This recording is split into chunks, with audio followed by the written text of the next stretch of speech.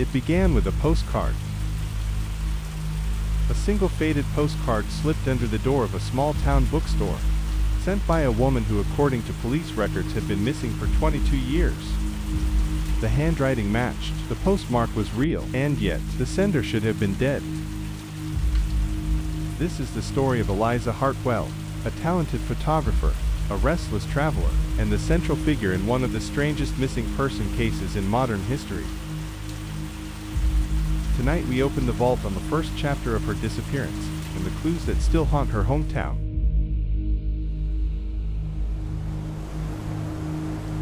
Eliza Hartwell grew up in the quiet coastal town of Winslow Harbor, Maine. In the early 1990s, Winslow was the kind of place where everyone knew each other, and where the biggest news might be a fishing boat winning a regional derby. But Eliza was different. From the age of 14, she carried a camera everywhere she went. She had a knack for catching fleeting moments, a seagull mid-flight, sunlight striking the face of an old church, or children running down the boardwalk. Her photographs were so captivating that by the time she was 23, she'd already been featured in regional art magazines. But in the summer of 1999, Eliza boarded a bus to Boston and never came back.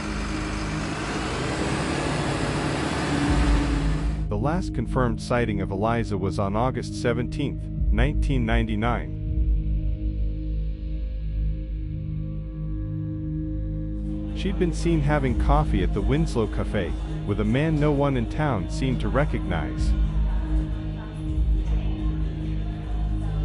Witnesses recall he was in his mid-30s, wearing a navy windbreaker and carrying a leather satchel. The conversation between them appeared calm, until as one waitress remembered, Eliza's expression changed, like someone had just whispered the worst thing in the world. 2 days later, Eliza's landlord reported that her apartment door had been left ajar. Inside, her camera bag was missing, but all her clothing remained. On the kitchen table sat a half-finished letter addressed to her younger sister, but it ended mid-sentence. A Boston bus ticket was purchased in cash, however no one in Boston remembered seeing her arrive. No official missing person alert went out for almost a week because local police thought she had simply gone on one of her spontaneous photography trips. For more than 2 decades, Eliza's case gathered dust. Occasional sightings turned out to be false leads. Her family held small memorials, each one quieter than the last. Then in the spring of 2021, the owner of Winslow Harbor Books, an elderly man named Paul Dennison, arrived to open his shop, and found something unusual wedged beneath the door. A postcard depicting the Winslow Harbor lighthouse at sunset. On the back, in Eliza's unmistakable handwriting, were just 4 words: "I never left here." The card was postmarked 2 days earlier, from a town only 14 miles away. Handwriting analysis confirmed a near-perfect match to samples from Eliza's journals, and though the card was clean, police found partial fingerprints, degraded but consistent with hers. How could that be possible after 22 years? Investigators retraced the postcard's journey. The tiny rural post office it was mailed from had no cameras, but the clerk on duty remembered one customer from that day. A tall man in a faded windbreaker, carrying a leather satchel. This detail reignited old theories, that the man seen with Eliza in 1999 had kept her hidden, or that they'd both gone underground for reasons no one could explain. Even stranger, a local librarian came forward claiming that a couple of weeks before the postcard appeared, someone had returned a book to the Winslow Library's night drop box. Inside the drop box with the book was a 35mm film canister labeled simply, "Hartwell," and develop. The film contained 5 photographs, for were unremarkable.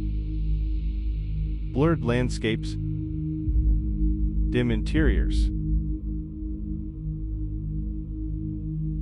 But the 5th,